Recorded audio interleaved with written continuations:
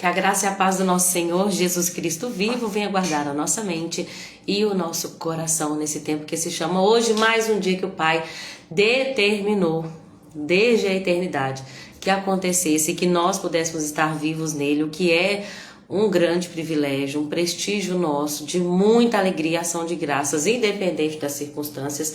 Nós temos 1 bilhão de motivos para agradecer e, portanto, nós somos gratos ao Pai por estarmos vivos e por termos a oportunidade de vida eterna por meio de Jesus Cristo, que nos transformou de inimigos de Deus para amigos de Deus pela fé e pela obra da cruz.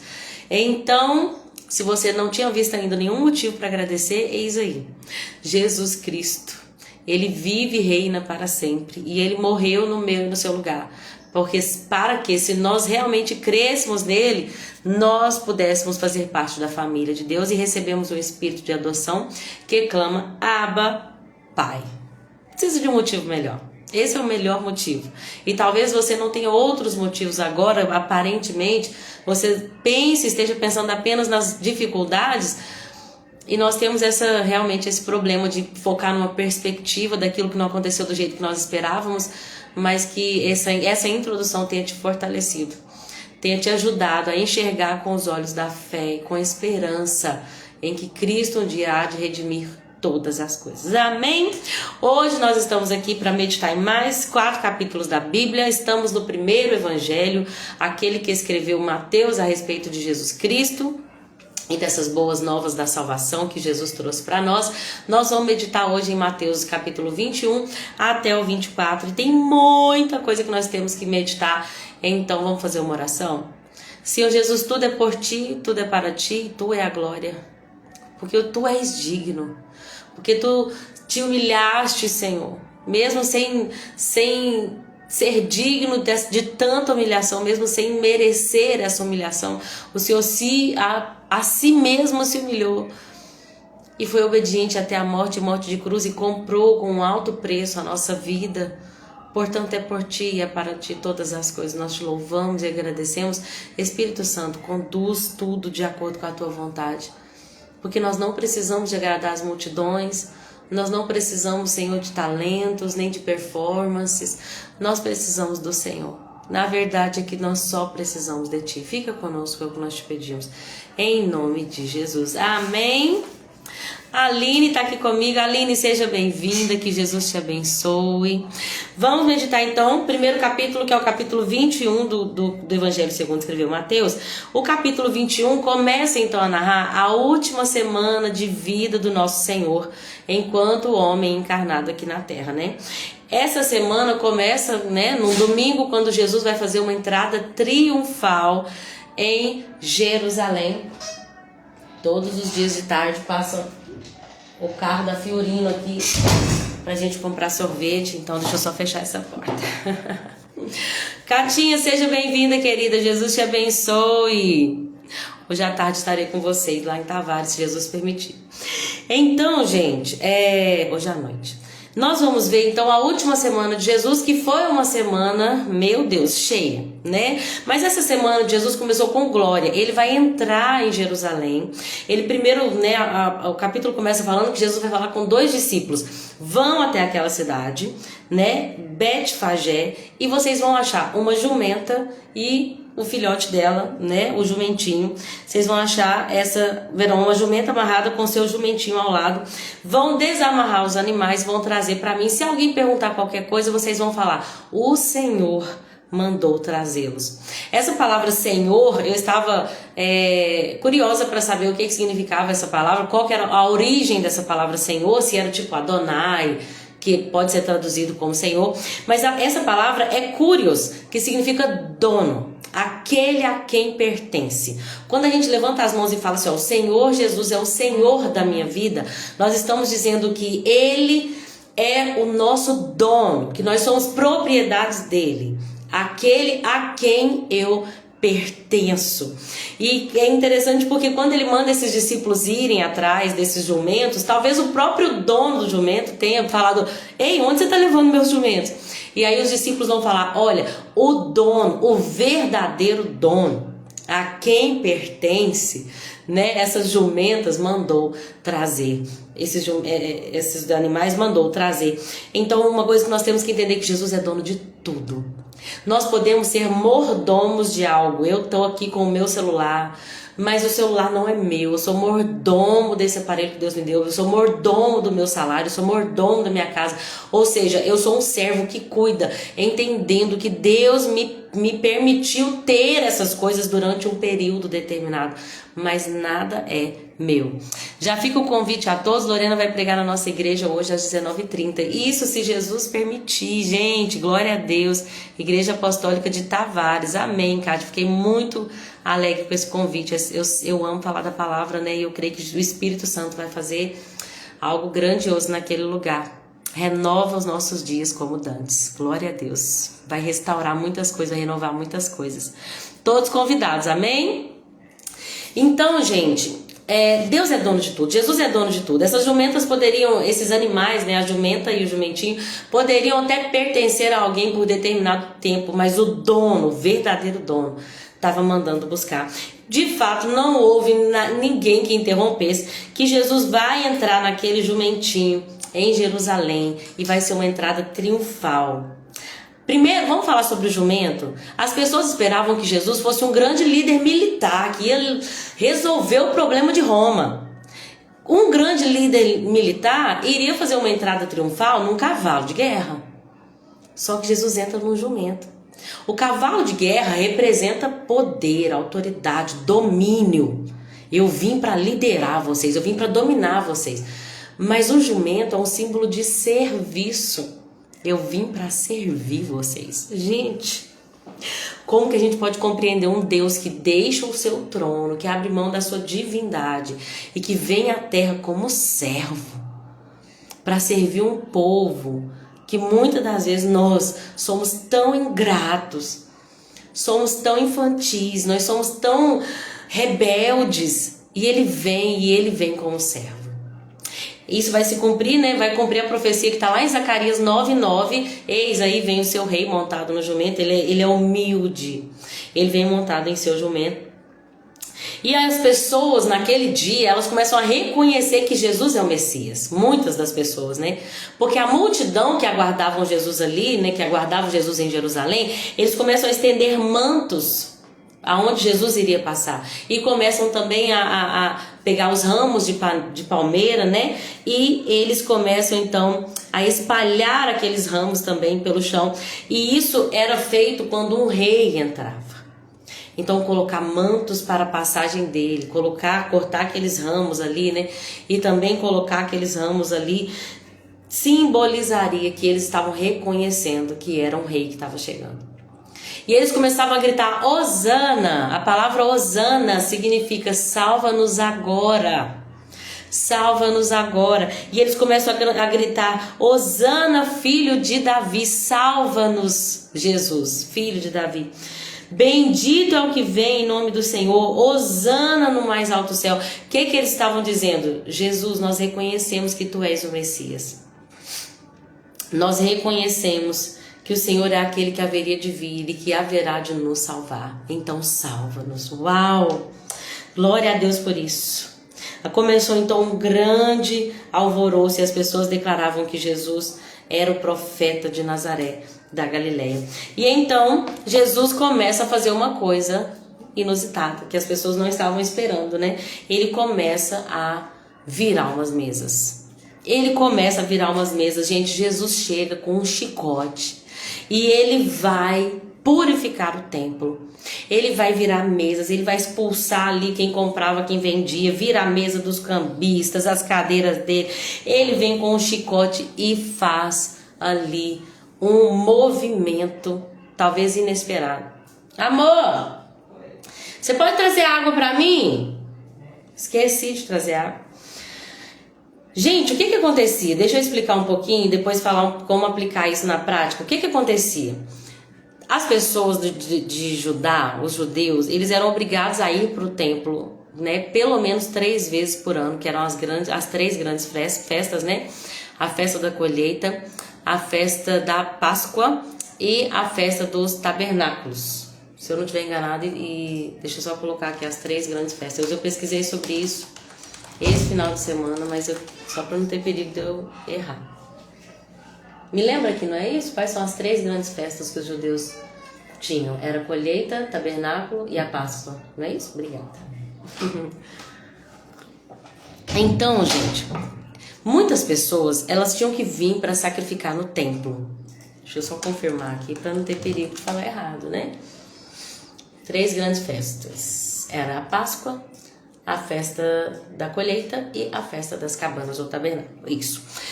Elas tinham que vir de muitos lugares da terra, muitos lugares até distantes, né? Nem todos estavam ali perto em Jerusalém. Muitos tinham que percorrer uma grande caminhada. E isso ficava, como eles tinham que sacrificar no templo, levar animais, isso ficava um pouco sem jeito de fazer, né, toda uma peregrinação com esses animais. Então, para facilitar, o que foi feito? Algumas pessoas levavam os animais para poder comercializar. Então, a princípio a ideia foi boa. Vamos facilitar a vida daquele que vai sair lá do norte, vamos falar aí, vai vir, né, o próprio Nazaré, vamos falar, uma pessoa que sai lá de Nazaré, lá da Galileia, não podia passar pelos samaritanos, né, tinha que cortar, porque tinha todo aquele problema com os samaritanos. Então uma pessoa que sai lá de Nazaré e vem para Jerusalém para sacrificar, ficaria muito difícil trazer aquele monte de animais. Então vamos facilitar? Vamos. A gente vai oferecer nos arredores do templo animais para que as pessoas venham, comprem esses animais e sacrifiquem. E não tenham que se preocupar, né, de trazer nessa longa viagem tantos animais. Até aí, ok. O problema é que não tinha uma moeda, não era fácil assim, não era uma só moeda. As pessoas que vinham de terras estrangeiras, por exemplo, elas tinham que chegar no templo e trocar a moeda que eles tinham. Então vamos imaginar que o templo tinha uma moeda que é a moeda do santuário. Vamos imaginar que era tipo assim, o templo, a moeda era o dólar e eu chegava com o real. Então eu tinha que procurar os cambistas, que eram aqueles que iriam trocar o meu real no dólar para eu poder usar aquela moeda e comprar aquele animal e sacrificar. Até aí tudo bem? Tudo bem, né? Coisa boa. Estamos facilitando aqui. O problema, gente, é que você sabe como é que o ser humano é ganancioso. Aquilo virou um centro de comércio e de ganância. A inflação dos animais era gigante. Um exemplo para vocês. Sabe quando a gente sai de casa e a gente é turista? A gente foi pra praia esse ano, né? Mês passado. Gente, o sorvete Magno na praia era R$45 o picolé. R$45. O picolé de fruta era R$20. Você sabe o que é um picolé que você paga 3? Você vai pra praia, é 20. Por quê? Porque o ganancioso, ele vai aproveitar da condição daquele estrangeiro, daquele que tá ali. Ele não sabe onde comprar, ele não tem condução, ele só tá aqui, ele trouxe dinheiro para gastar, nós vamos aproveitar disso. Então, o que foi feito? Eles pegavam aquela oportunidade e, para poder ganhar dinheiro, inflacionavam aqueles animais e ficavam com preços absurdos. Os cambistas também ganhavam um absurdo de dinheiro, né? Naquela troca. E aquilo virou um comércio. Ficou, gente, bora pro tempo de ganhar dinheiro. Você quer uma pessoa... Quantas pessoas falam assim, eu vou sair daqui, eu vou pra praia, porque na praia a gente ganha dinheiro. Não é verdade? Esse exemplo da praia que eu dei pra vocês, lá na praia o Magno tava 45. Nós fomos numa padaria que já estava, né? Já não era praia, andava aí uns 5 minutinhos. Na padaria era R$16 na mesma cidade. R$16 nós pagamos no picolé, que era 45 na praia. O que a gente vai entender com isso? O ser humano, ele aproveita das condições, né? Da necessidade do outro. E o que aconteceu? O templo, que deveria ser conhecido como uma casa de oração, se tornou de fato um covil de ladrões, de salteadores. As pessoas iam para o templo para ganhar dinheiro. É aí que a gente tem que tomar cuidado, que o problema não é o comércio, o problema era a ganância. O problema era o propósito principal. A gente não pode... Teve uma pessoa, por exemplo, que nós soubemos que saiu da igreja quando nós fizemos um bazar na igreja. Só que o propósito do bazar não era ganhar dinheiro nem para a igreja. era para o projeto infantil, do Ministério Infantil. Então, a questão que nós temos que pensar é qual que é o propósito. O propósito é facilitar a vida dos irmãos que vão vir para adorar? Glória a Deus. Ah, tem um pastor que vai vender livros na igreja. Não pode, porque é comércio. Espera aí. Qual que é o propósito? O livro do pastor tem o propósito de abençoar a vida daquele que lê? Ou de fato aquele pastor está ganhando dinheiro em cima do livro e está ficando milionário e ele quer vender cada vez mais? Vocês entendem que a gente não pode definir? Isso não pode, isso pode, porque a intenção do coração é o que realmente vai fazer a diferença.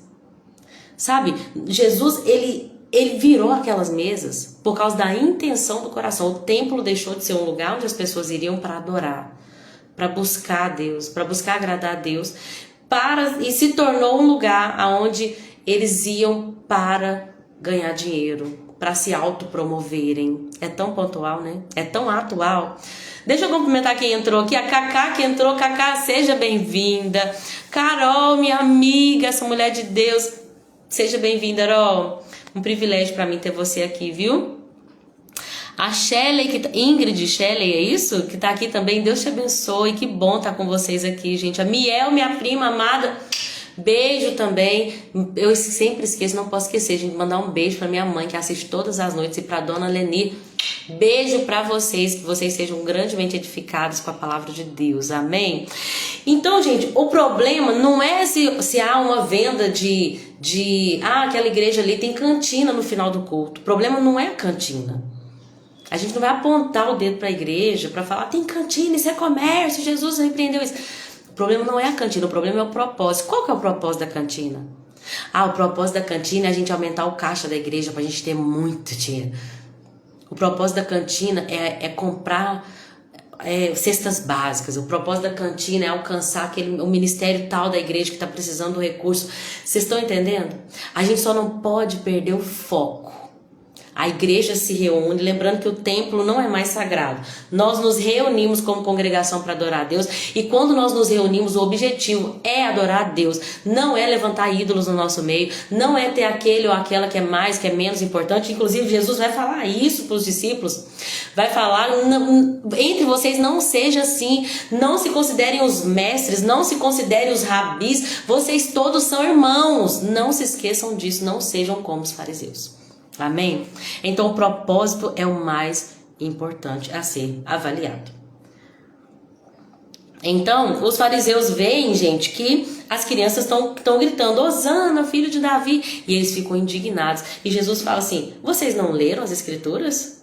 Não leram o que está escrito?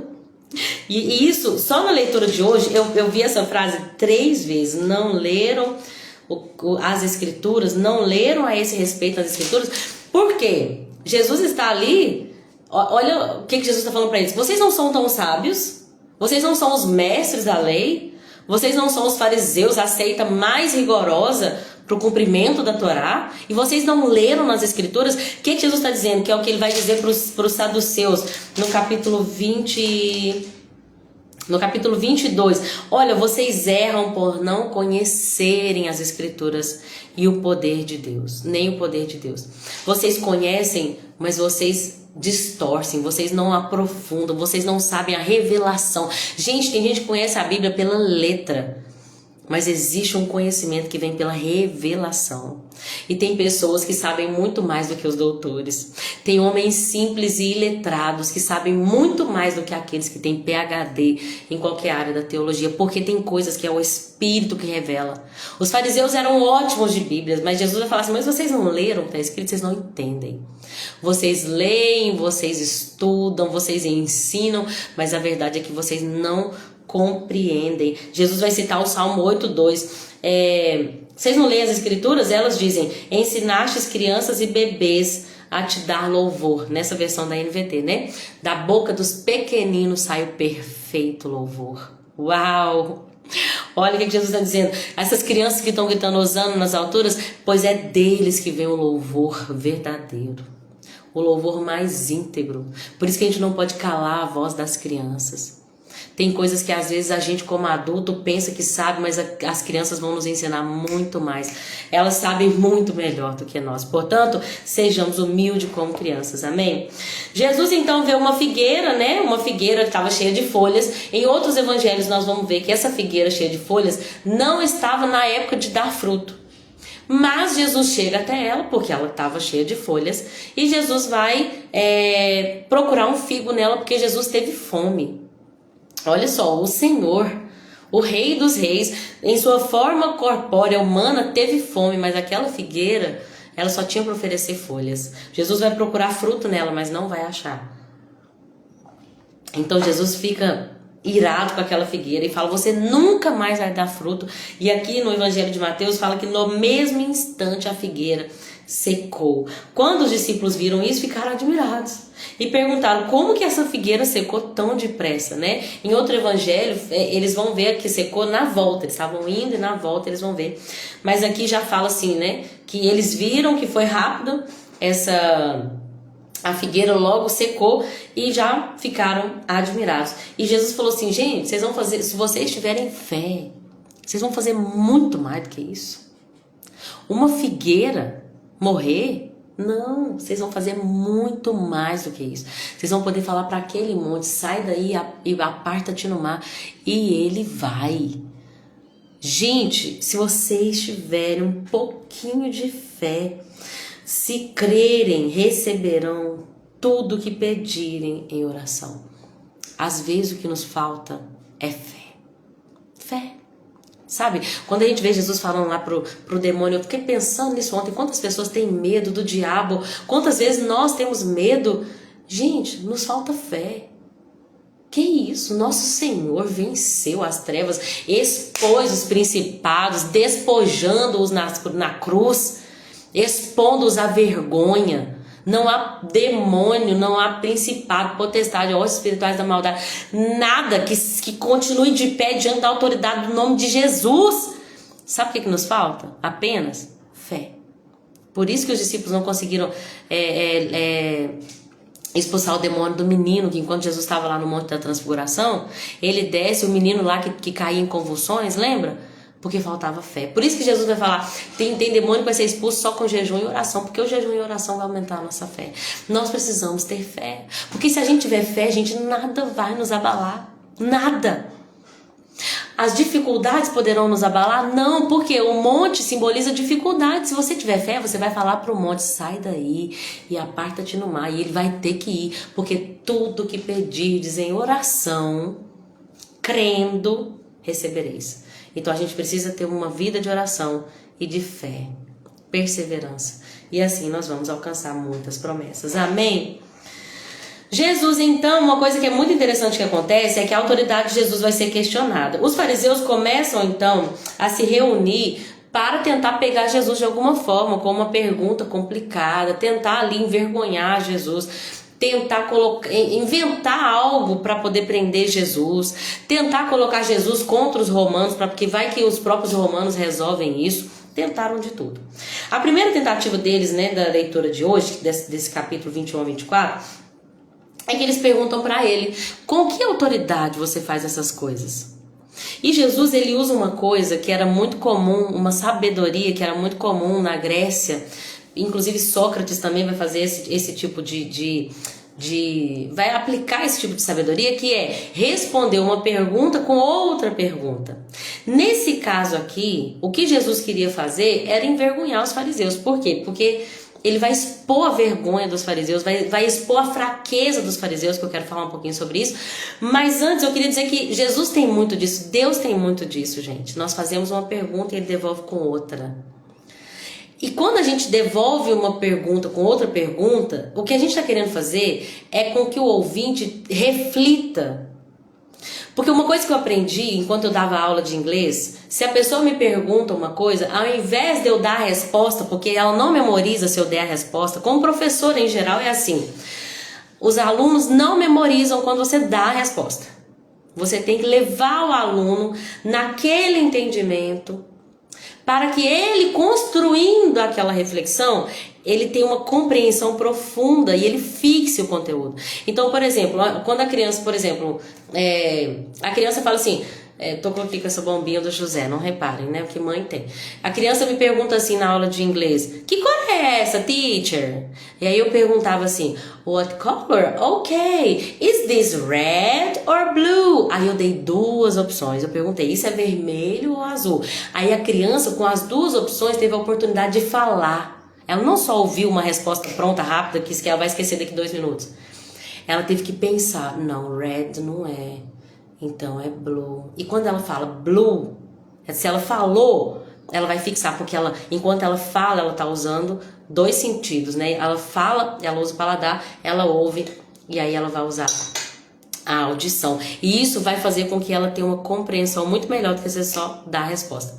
No livro de educação de filhos que eu li ano passado, era uma coisa que a moça falava muito sobre isso. A autora, ela vai falar assim, não fala pro seu filho direto, você tá errado, principalmente os menores, você tem que levá-lo a entender. Filho, o que você fez de errado?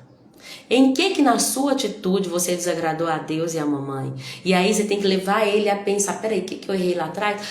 Foi aquela hora que eu fiquei bravo e chutei e bati, é isso e tal. E aí quando a criança fala, ela tem um entendimento melhor. Então eu tô falando tudo isso, gente, porque Jesus é essa sabedoria milenar, Jesus é a própria sabedoria encarnada. Ele é Deus, gente.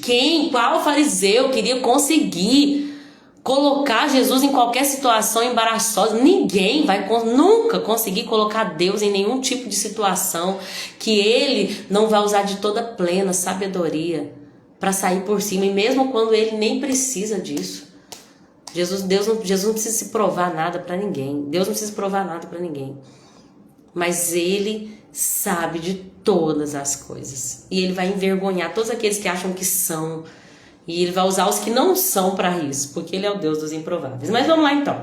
Jesus, eu queria falar sobre isso. Jesus, então, ele vai responder com uma outra pergunta. E eu falei aqui que é uma coisa que Deus tem falado muito comigo, principalmente na leitura da Bíblia do ano passado que eu fiz. Deus falou muito isso comigo. Como as pessoas são pegas nessa vontade, nessa fraqueza, nessa vaidade de querer agradar todo mundo. Por quê? Porque Jesus vai perguntar para os fariseus assim. Eu vou te responder então com qual autoridade eu faço tudo isso, mas eu só vou responder se vocês responderem a essa pergunta aqui. Com qual autoridade João fazia tudo que ele fazia? Com a autoridade de quem? Ele usava a autoridade, João Batista, né? Ele usava a autoridade do céu ou era apenas humana? Os fariseus foram pegos na fraqueza deles, que é o quê? Querer agradar a multidão. Gente, nós falamos aqui, quando que foi que nós falamos? Herodes. Quando Herodes matou João Batista, não era vontade dele, mas ele prendeu João Batista para agradar Herodias. Ele deu o desejo para a filha de Herodias para se agradar, porque ele tinha se agradado, né, da dança dela. Ele fez aquela promessa, mas ele acabou tendo que matar João Batista para agradar os convidados que ouviram a conversa. Quantas coisas nós não estamos fazendo e deixando de fazer para agradar uma multidão que vai nos levar a crucificar Cristo de novo? Nós temos que tomar muito cuidado, porque a multidão sempre vai gritar, solta Barrabás e crucifica Cristo. Por exemplo, Pilatos era uma figura muito enigmática para mim, porque eu tinha a impressão que ele tinha realmente lavado a mão e que aquilo não ia cair sobre ele.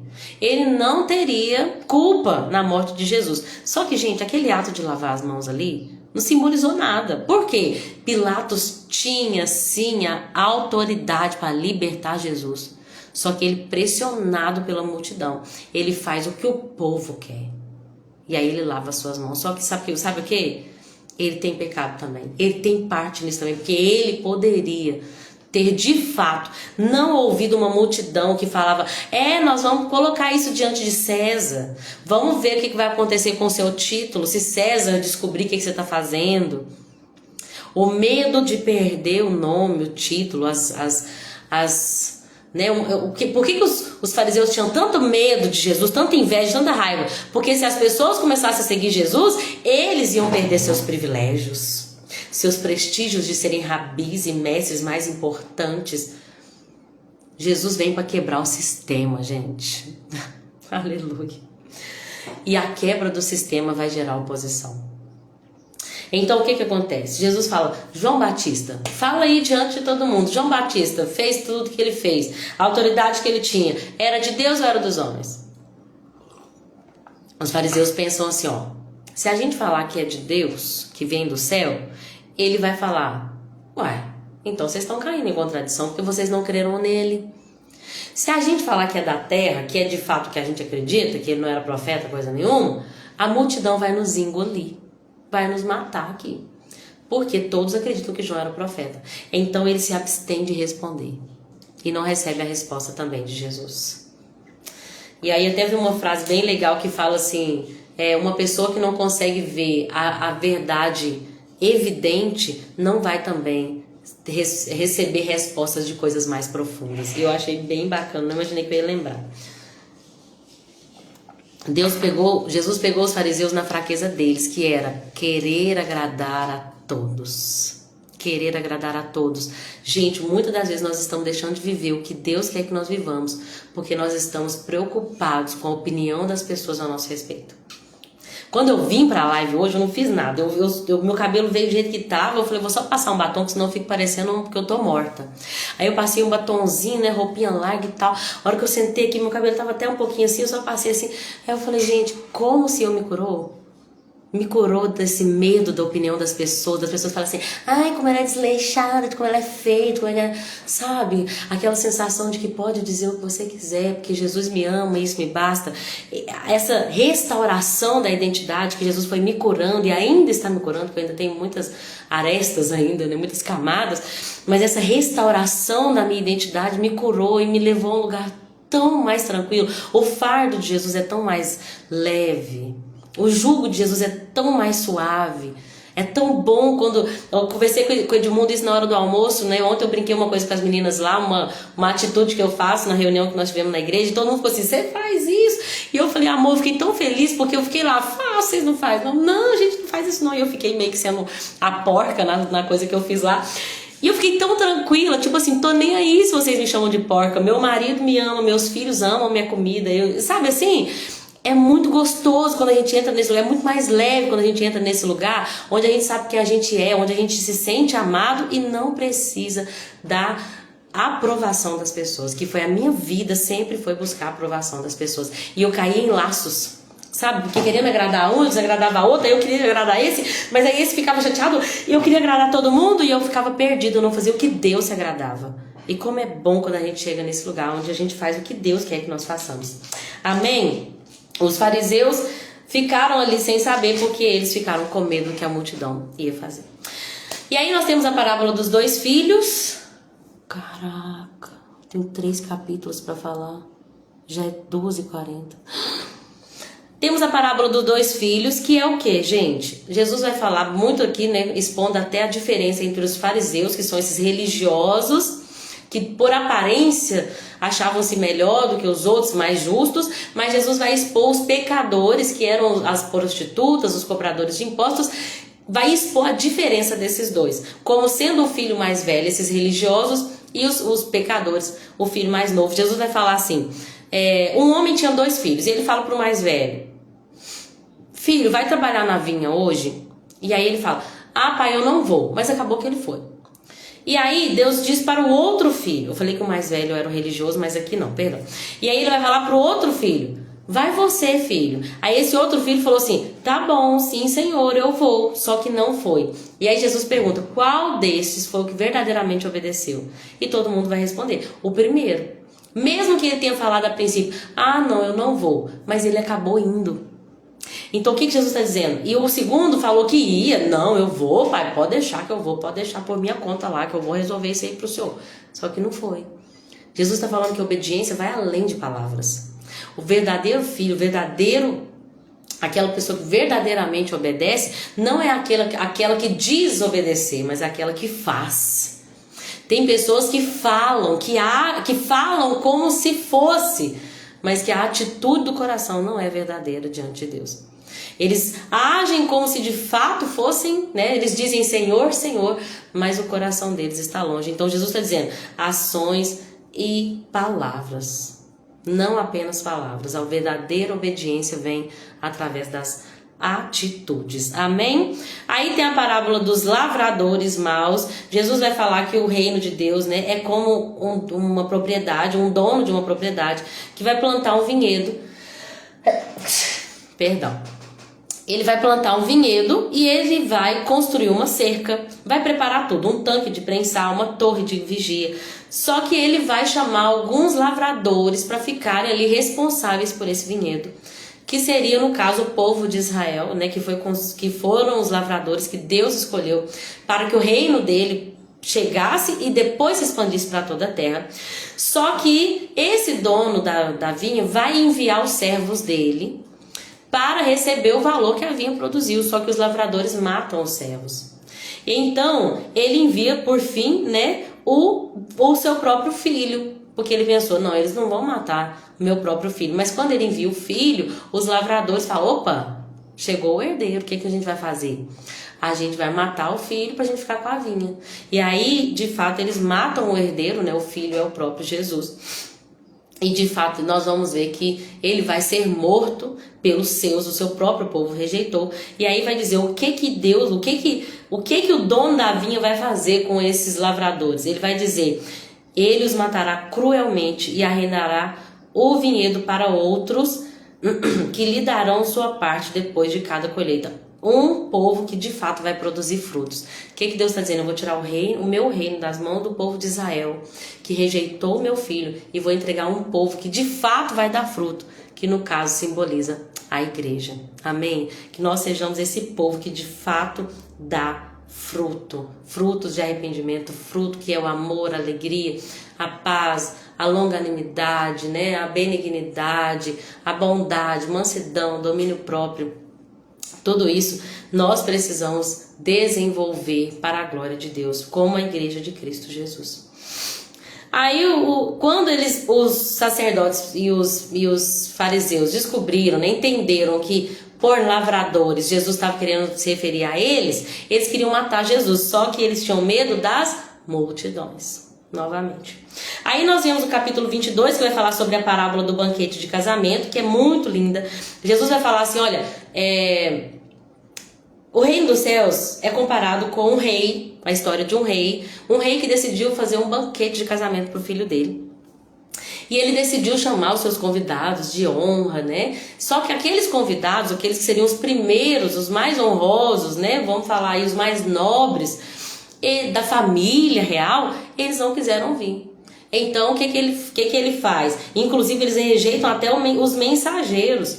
Mas aí o que o rei faz? O rei fica furioso, ele destrói esses convidados que decidiram ir um para sua fazenda, um para os seus negócios, viver seus próprios interesses. Não tenho tempo para ir nessa boda não. Nessas bodas não. Jesus vai falar que o rei então ficou furioso e enviou o seu exército para destruir os assassinos e queimar a cidade deles. Né? Nós sabemos que Jerusalém vai ser assolada no ano 70 depois de Cristo.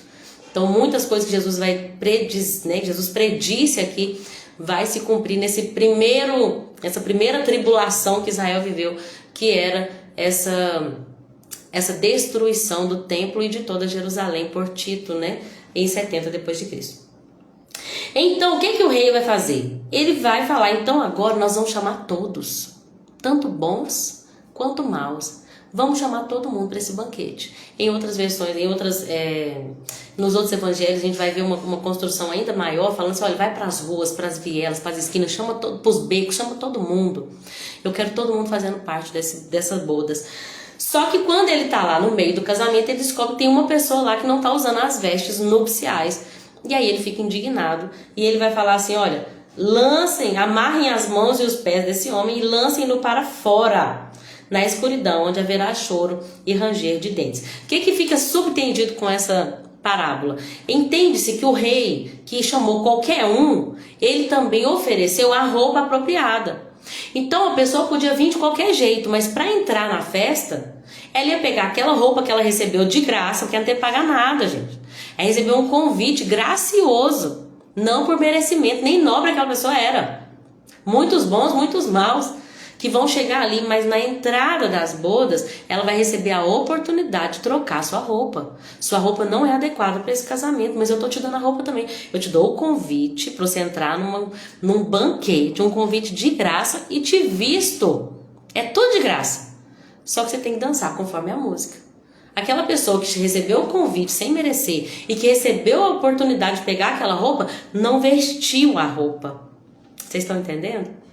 O que isso quer dizer, gente? Nós temos que andar de acordo com as normas daquele que é o dono do reino. Não adianta eu falar que eu faço parte do reino de Deus se a minha conduta não condiz com o reino de Deus, que é justiça, que é misericórdia, que é paz. Não adianta eu falar, eu quero fazer parte do reino de Deus, se a cultura do reino de Deus eu já não vivo. Eu, na minha vida, nas minhas escolhas, na minha casa, na minha família, né? Nós precisamos entender que o convite que nos foi feito foi de graça. Eu não recebi porque eu era melhor. Não. Nenhum de nós merece. Agora, a possibilidade de mudança de vida, todo mundo também recebe de graça, porque aquelas pessoas não tinham as vestes nupciais. O dono das bodas, o rei, ofereceu a roupa. Ela só tinha que trocar de roupa. Levando para os nossos dias.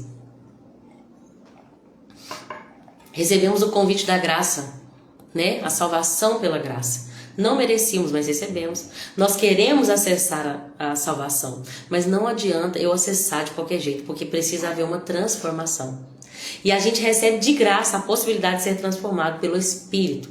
É só pelo Espírito Santo, gente. A gente não consegue mudar. Eu vou tentar, vou me esforçar. Não. Se você permitir, o Espírito Santo vai transformar. Veste simboliza pureza. Uma pessoa que nós vamos ver isso lá em Apocalipse, né? Até preguei sobre isso no domingo. Jesus falando para Laodiceia que ela precisava vestir vestes novas. Embora Laodiceia fosse uma cidade que fosse grande na indústria têxtil, mas elas precisavam de roupas novas. O que é roupas novas? É uma nova maneira de ser, não apenas de vestir, não apenas de aparência, mas uma transformação de vida. Veste e roupa significa aquilo que você deve, como você deve viver a sua vida, suas ações, suas escolhas, seu coração. Amém? Os fariseus querem pegar Jesus de qualquer jeito, então eles vão perguntar para Jesus, né? Nós devemos pagar impostos a César ou não? O que eles queriam? Eles queriam colocar Jesus com problemas. Por quê? Se Jesus fala, não deem a César o que é de César. Não é para dar para César. Vamos parar de dar o imposto, porque daqui a pouco eu vou virar aqui o rei e nós vamos resolver esse problema. O que os romanos iam fazer? Na hora. Tinha soldados romanos em todo canto. Na hora, e claro que eles estavam observando Jesus, né? Até na série The Chosen fica muito nítido isso, né? Eles iriam, ou se eles não vissem, pelo menos o povo, os sacerdotes, os mestres, os fariseus iriam ter um motivo para poder jogar Jesus na mão dos romanos, né? Ele tá falando pro povo não pagar imposto. Aí Roma ia cair em cima de Jesus. Se Jesus fala que não, que deveria dar impostos, sim. O que ia acontecer? Os seguidores de Jesus iriam ficar frustrados. Peraí, você não é o Messias, o aguardado, você está falando que nós temos que dar imposto? Só que Jesus não tem problema com a rejeição das pessoas. Diferente dos fariseus, que quer agradar a multidão, Jesus não se importa. Eu amo a passagem que as multidões começam a ir embora, que Jesus fala assim, vocês têm que comer do meu corpo, beber do meu sangue. E as multidões ficam, o quê? Todo mundo vai embora. Jesus vira para os discípulos e fala, vocês também não querem ir? Não, se vocês quiserem, vocês podem ir. Que a porta da rua é serventia. Como é que é? A porta da casa é serventia da rua. Eu sou péssima com esse tipo de ditado popular. Eu amo isso, que Jesus vai falar assim, olha, eu não preciso da aprovação do povo. Eu vou falar minhas verdades, doa em quem doer, porque é a verdade. Eu sou a verdade. Vocês querem me pegar naquilo que eu peguei vocês? Não preciso disso. Jesus, com toda a sabedoria, vai dizer que nós temos obrigações civis que nós devemos cumprir, que são os nossos impostos. A porta da rua é serventia da casa. Ai, obrigada, Carol. Eu sou muito ruim com ditado. Lembrando que quando Jesus pergunta aos discípulos, vocês também não querem, não? Pedro vai falar, para quem iremos nós? Você só tu tens palavras de vida eterna. Nós não vamos te abandonar, não, Jesus. O discurso pode ser duro, mas nós não vamos abandonar. A gente confunde, porque na hora que vai falar não faz muito sentido, né, Rol? Então, gente, Jesus não tinha problema da aceitação da multidão. Ele vai falar, ó, vocês vão dar para Deus o que é de Deus e para César o que é de César. Até hoje, gente. Vamos imaginar que eu vou falar só, eu não vou mexer com Pix, eu não vou mexer com dinheiro porque eu quero só servir a Deus. Dá para Deus o que é de Deus, que é o quê? O seu coração inteirinho dele. A sua adoração. Até mesmo a maneira como você cuida das suas finanças. Até mesmo com a dignidade, com a humildade de fazer o que é certo diante dos homens. Nós temos que seguir a lei dos homens também. Até o ponto que a lei dos homens inflige a lei de Deus, né? Se levantar uma autoridade aqui falando que nós não podemos seguir Jesus, aí infelizmente a lei de Deus vai ser maior. Mas naquilo que a lei dos homens nos manda para o nosso próprio bem, Jesus está falando, é a sua obrigação civil. Devolver, né? Pagar os impostos, nós precisamos pagar. Não é verdade? Nós temos que pagar. Eu vou ficar fugindo da polícia. Que tipo de crente foge da polícia? Nós temos que nos posicionar, pagar o que é de César, e dar a Deus o que é de Deus. Inclusive eu estava pensando hoje sobre o jovem rico e pensando, é engraçado porque ele obedecia a todos os mandamentos, só que ele queria mais. E Jesus falou, tem mais. Se você quer ser perfeito, seu coração tem que ser todo de Deus. Todo de Deus. Então você é capaz de vender tudo que você tem e dar para os pobres. Então, gente, nós temos uma parte que é de Deus, que é tudo. As riquezas não nos dominam. Então, se a gente não tem apego à riqueza, nós não temos problema nenhum para devolver o dízimo, para pagar o que é certo, pagar o imposto. A gente não precisa se apegar a nada. Porque se for necessário, Jesus vai tirar a moeda da boca do peixe. Jesus vai fazer provisões sobrenaturais, desde que o dinheiro não alcance um lugar de honra no nosso coração, de um ídolo, né? E aí os saduceus vão tentar pegar Jesus aqui também, porque os saduceus não criam em ressurreição. Tem que falar rapidão, né? Eles não criam, né? Os saduceus não criam em ressurreição, então eles vão falar com Jesus, olha, nos explica aqui, porque assim, tem aquela lei do levirato, que uma mulher casou com um homem. Se esse homem morrer, o irmão dele tem que casar com ela para suscitar a descendência do falecido, né? Para que o nome dele não seja apagado em Israel. Mas aquela mulher teve um marido e ele morreu. Aí ela casou com o irmão dele. E aí passaram-se 7 irmãos, todos morreram. Ninguém percebeu que a mulher estava matando todo mundo. Brincadeira, gente. Né, só na conversa dele aqui, né? Aquela mulher que teve um marido, depois passou outros 6 irmãos do marido. Na verdade, numa família havia 7 irmãos. Isso, depois passou os outros 6 irmãos, todos morreram. E aí, Jesus, como é que vai ser quando ressuscitar? Na verdade, eles nem criam ressurreição, eles queriam pegar Jesus. E aí, quando ressuscitar, como é que vai ser? E aí Jesus vai falar, vocês erram por não conhecer as Escrituras. Vocês erram por não conhecer o poder de Deus. Por quê? Porque quando houver a ressurreição, e aí ele está dizendo para os saduceus, porque vai haver ressurreição, nós não nos casaremos, gente. Nós não. Por isso que é até que a morte os separe, porque depois não vai ter casamento. Eu até perguntei ao Edmundo se depois ele quer morar perto de mim lá no céu, mas ele falou que não quer compromisso. Brincadeira.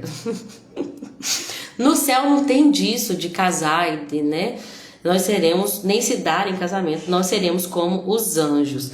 E então Jesus vai falar, vocês não leram as Escrituras? Vocês não leram não, gente. Vocês têm que passar a ler Bíblia. Jesus falando para os mestres lá, né? Os saduceus, que eram outra seita rigorosíssima. Vocês não leram as Escrituras, não? Deus se denomina como Deus de Abraão, Deus de Isaac e Deus de Jacó. E Deus não é Deus dos mortos. Quando Deus se denomina Deus de Abraão, eu sou o Deus do seu pai. Eu sou o Deus de Abraão. Quer dizer que aquela alma morreu e nunca mais, não existe mais? Não, meu filho. Deus não é Deus de morto, não. Deus é Deus de vivo. E então querem pegar Jesus lá com um mandamento, porque se Jesus desse um novo mandamento, aquilo seria contra a lei dos judeus. Mas ele vai dizer, não, os mandamentos são simples, eu resumi em 2 para vocês. Ama a Deus sobre todas as coisas, e nisso a gente já abrange os 4 primeiros dos 10. Ama ao próximo como a ti mesmo. E aí a gente abrange os 6 últimos, né? Se a gente amar a Deus, a gente vai obedecer os 4 primeiros dos 10 mandamentos. Se a gente amar ao próximo como a nós mesmos, então nós vamos estar obedecendo os últimos 6. Jesus então vai pegar eles ali. Deixa eu pegar vocês então. Agora é a minha vez de fazer uma pergunta. Quem é o Filho do Homem? Ele é filho de quem? Ah, ele é filho de Davi, ou seja, ele é descendente de Davi. Tá, mas Davi, cheio do Espírito, falou dele, chamou ele de Senhor. Porque ele falou, o Senhor disse ao meu Senhor, assenta-te aqui e coloca teus inimigos, né, por esse cabelo dos seus pés, debaixo dos seus pés. Então, Davi chamou o filho de Davi de Senhor? Como assim? Ali ele estava querendo demonstrar a divindade. Ele seria descendente de Davi, mas ele é Deus eterno. Só que ninguém conseguiu explicar. Porque é óbvio que só pelo Espírito que hoje nós entendemos tudo isso. Depois disso, ninguém foi doido de fazer mais pergunta para Jesus. Capítulo 23, Jesus vai falar sobre os hipócritas dos fariseus. Eu vou pular esse capítulo porque nós vamos ter mais oportunidades para falar sobre os hipócritas, tá bom? Mas resumidamente, a palavra hipócrita era usada, né, no grego antigo, era usada para denominar, né, o significado da palavra hipócrita era usada para chamar os atores, aquelas pessoas que encenavam. Então eu sou Lorena, mas eu vou fazer um papel. Então a partir de agora eu sou Joana e eu sou diferente da minha personalidade. Então uma atuação, eu me tornei, né, na origem da palavra, um hipócrita, que era um ator, alguém que encenava. Jesus chama várias vezes os fariseus de hipócritas. Por quê? Porque eles falavam, mas não faziam. Então eles atuavam. Eles se assentavam lá, né, na cadeira de Moisés, ou seja, eles eram os intérpretes oficiais da lei, mas eles não praticavam a lei. E Jesus vai até falar assim, olha, vocês podem até obedecê-los, mas não sigam exemplos deles. Façam o que eles falam, mas não façam o que eles fazem. Por quê? Porque eles enchem as pessoas com cargas terríveis e eles mesmos não ajudam. Uau, Deus falou isso muito comigo. Não adianta eu vir aqui fazer a live e falar tem que ser assim, tem que ser assim, tem que ser assim. Muitas das vezes nós temos que ajudar a pessoa a viver isso. Ir lá e carregar o fardo para a pessoa, e orar com a pessoa, e amar a pessoa, e abraçar a pessoa. Não é só mostrar a lei como deve ser feita, mas ajudar as pessoas a cumprir essa lei. Então ele vai chamar essas pessoas de hipócritas, de guias cegos, de serpentes, raça de víbora, vai falar que eles são gananciosos, vai chamar de sepulcros caiados, ou seja, por fora vocês são bonitos, por dentro vocês só tem podridão e imundícia. Vai xingar eles bastante aqui, depois nós falamos mais sobre isso. No final do capítulo 23 ele chora por Jerusalém, né? Ele lamenta que Jerusalém, cidade que mata os profetas, quantas vezes eu tentei juntar vocês como uma galinha protege os filhotinhos embaixo das suas asas, eu tentei unir vocês, eu tentei cuidar de vocês, mas vocês não deixaram, e agora sua casa foi abandonada, está deserta. Ele está falando dessa desolação que viria no ano 70.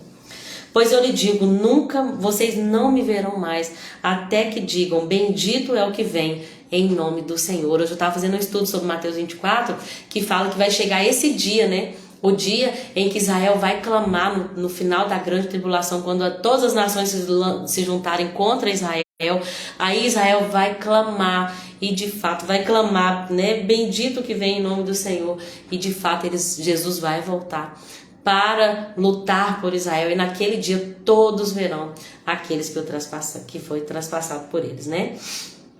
E então no capítulo 24, para a gente poder terminar, o capítulo 24 é conhecido como o sermão profético. Ele também repete em Lucas, então eu vou dar uma resumida.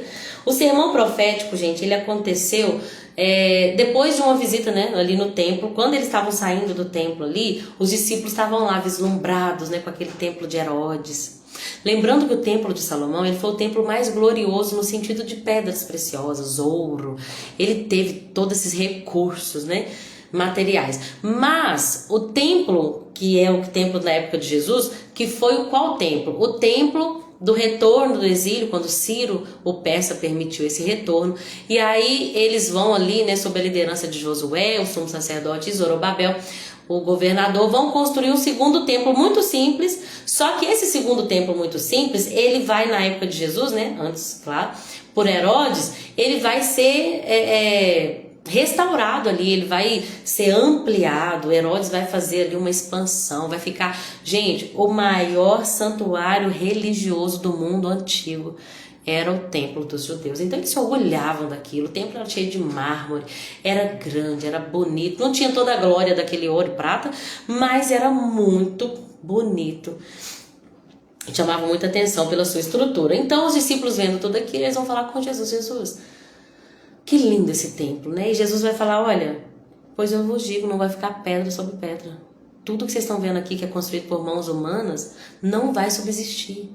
Gente, nada que é construído por mãos humanas, né? Eu tô com esse copo aqui, mas daqui 100 anos esse copo não está, provavelmente, né? Com certeza daqui 1000 anos não estará aqui. Bom, eu acredito que Jesus já voltou também, a terra toda vai ser restaurada. Tudo que o homem construiu não vai subsistir. E é por isso que Jesus vai falar: olha, e de fato aconteceu, porque o templo vai ser destruído, né? Então os discípulos ficaram impressionados. Inclusive eles vão pegar essa afirmação de Jesus para tentar prendê-lo, né? Muitos vão dizer: ele falou que vai destruir o templo. Então vão distorcer as palavras de Jesus. Mas o que Jesus estava querendo dizer? Gente, eu sou o templo. E eu sou imbatível, invencível, indestrutível. As palavras vão passar, mas a minha palavra não vai passar. Tudo na terra vai passar. Esse templo vai passar, mas as minhas palavras não vão te passar. Foca no eterno. Não foca no físico, é isso que Jesus estava querendo dizer. Então ele senta no Monte das Oliveiras e ele vai fazer o que é conhecido como o Sermão do Monte das Oliveiras, o que é muito profético. Por quê? Porque Jesus, ele vai ser assunto aos céus no Monte das Oliveiras e ele também vai voltar e pisar, né, na sua segunda vinda, ele vai pisar no Monte das Oliveiras. Então tudo aquilo era muito profético. Jesus se assentou no monte e os discípulos perguntou: tá bom, quando que isso vai acontecer? Porque Jesus falou que ia haver destruição do templo e tal. E aí Jesus começa a falar quais sinais indicariam a sua volta e o fim dos tempos. Ele começa a falar de um princípio de dores que nós passaríamos, todos passariam, que é a fome, a guerra, epidemias, terremotos. Mas isso seria só o princípio das dores. Porque de fato viria um tempo, gente, em que viria uma grande tribulação. O versículo 21 vai falar que é uma angústia tão grande, tão grande, tão grande, que a terra nunca passou por tanta angústia e nunca mais haveria de passar, que ia ser terrível. E assim a gente entende que ele está se referindo aos 3 últimos anos da tribulação, que vão ser anos tenebrosos, principalmente para os judeus, né, que vão ser perseguidos, né? Ele vai dizer assim: olha, vocês vão ser perseguidos, vocês vão passar, né, vão ser odiados por todos. Nesses últimos 3 anos de tribulação, a terra vai gemer, a terra vai gemer. A Bíblia até diz que se não fosse abreviado, porque 3 anos e meio, se fosse mais do que isso, nem os escolhidos, referindo a Israel, nem os escolhidos resistiriam. Nós entendemos, né? A Igreja Ministério Fogo e Luz, eu e muitos que eu entendo também, que eu tenho, que tem credibilidade para mim, entendem que a igreja já vai ter sido arrebatada, tá bom? Eu entendi, gente, nesse último ano estudando escatologia, que Israel precisava desses 7 anos de tribulação, e principalmente dos 3 anos e meio de grande tribulação, para ser purificado por essa grande tribulação. Porque lá no Velho Testamento a gente lê muito sobre isso: eu vou purificar vocês pelo fogo, eu vou purificar vocês pelo fogo. Então eu entendi isso, que a grande tribulação é o tempo que Deus vai tratar com o povo dele, mas a igreja não vai beber do cálice da ira, do furor de Deus. Por quê? Porque Jesus já bebeu em nosso lugar. Nós que somos verdadeiramente igreja de Cristo, estamos livres da culpa, da ira de Deus. Por quê? Porque nós vivemos uma fé genuína em Cristo Jesus, tomamos a nossa cruz e seguimos a Ele em vida. Então Ele vai nos arrebatar antes desse derramar do vinho da ira de Deus, né? Mas Israel vai ser trabalhado, vai ser muito trabalhado durante esse tempo. Aqui vai citar, né, a terrível profanação que foi citado lá em Daniel, que é que o anticristo vai vir, né? Ele vai depois, quando ele vai se revelar ali, né, o povo de Israel a princípio vai acreditar, vai ter uma falsa paz, mas depois ele vai requerer adoração, uma imagem ali, o falso profeta vai levar as nações a adorarem aquela imagem, que vai produzir até sinais, e aí a coisa vai ficar feia. Graças a Deus então que eu não vou estar aqui. Mas gente, Hernandes Dias Lopes, que é uma pessoa que, meu Deus, é uma referência para mim. Ele crê, né, que a igreja vai ser depois da tribulação. Se a igreja for depois da tribulação, o Espírito Santo vai também nos dar a graça de vencer aqueles que são a igreja de verdade. Não importa o que a gente vai passar, o que importa é que em Cristo nós somos mais que vencedores. Amém? mas nós acreditamos que a igreja vai antes. E aí Jesus, no final, pra gente poder terminar o capítulo 24, tem muitas coisas aqui, mas depois nós vamos ter a oportunidade de falar mais sobre isso. Tem o fato de que Jesus virá como um relâmpago, ou seja, vai vir de uma forma visível para todos. Você já viu quando acontece um cometa que passa no céu? E assim, boa parte do planeta Terra consegue ver? Mesmo quem está na cidade pobre, na cidade grande, no monte, quem está no vale, porque o que está no céu é visível para todos. Então Jesus vai vir de maneira visível e repentina também, porque gente, a gente nunca sabe quando vai cair um relâmpago, ou uma estrela cadente, um meteoro, é sempre repentino. Então, para poder terminar, o que Jesus quer nos dizer é: nós temos que ter vigilância. Jesus diz para a igreja que a igreja tinha que viver nessa iminência da volta de Jesus. Nós não, no arrebatamento, né? Não sabemos o dia nem a hora, então vigiem. Tem pessoas que ficam lá estudando. Será que vai ser assim? Qual que é o sinal? Vamos ver onde que Jesus está voltando. Olha o Trump, paz, Israel e Jesus. Amém. Não vamos deixar de estudar, de querer saber. Mas tem gente que é tão fissurado com isso que acaba esquecendo que talvez nós não vamos ser arrebatados, talvez a gente vai morrer amanhã. A gente não sabe o dia da nossa morte, então é uma iminência. O que mais nós temos que pensar é: Jesus está voltando e eu preciso me preparar. Eu fico muito triste quando uma pessoa fala assim: ah, não, eu tô muito fraca, eu não tô pronta para pregar, eu não tô pronta para louvar, Aí eu falo assim: tá, cara, eu entendo e tá certo. Você não quer fazer as coisas para Deus de qualquer jeito, você tem um temor, mas aqui, seu maior temor tem que ser que a vinda de Jesus é repentina. Você tinha que estar tentando mudar de vida, não abrindo mão de fazer as coisas. Você tem que estar lutando aí contra o seu eu para você mudar de vida, porque nós temos que viver nessa iminência. Jesus vai voltar a qualquer momento e Ele nos mandou ficar vigilantes. Não sabemos o dia nem a hora. Se o dono da casa souber o dia que o ladrão vai vir, o que ele vai fazer? Vai trancar tudo, botar uma madeira nas portas?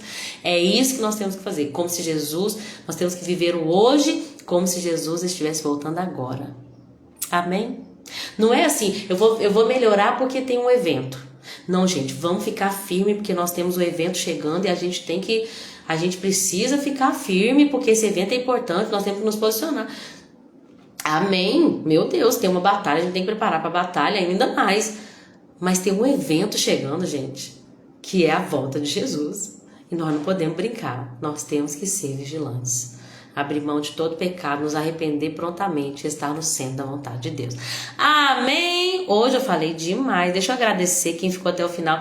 A Andresa tá aqui. Andresa, querida, Jesus te abençoe. Eu fico tão feliz quando você aparece por aqui. Eu vou te dar um abração lá na igreja, viu?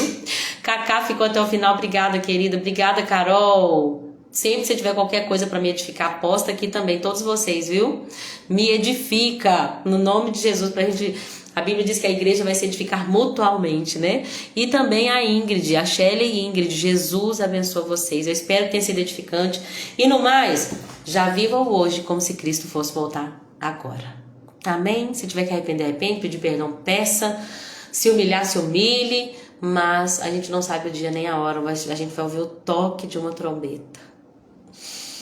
E os mortos em Cristo ressuscitarão primeiro e depois nós, os que estivermos vivos, vamos encontrar Jesus nas nuvens. E vai ser maravilhoso porque estaremos com Ele para sempre. Amém? Jesus abençoe. Tem uma visita marcada às 3 horas, então estou 8 minutos atrasada. Beijo com Deus e até amanhã, se Jesus permitir. Tchau, tchau.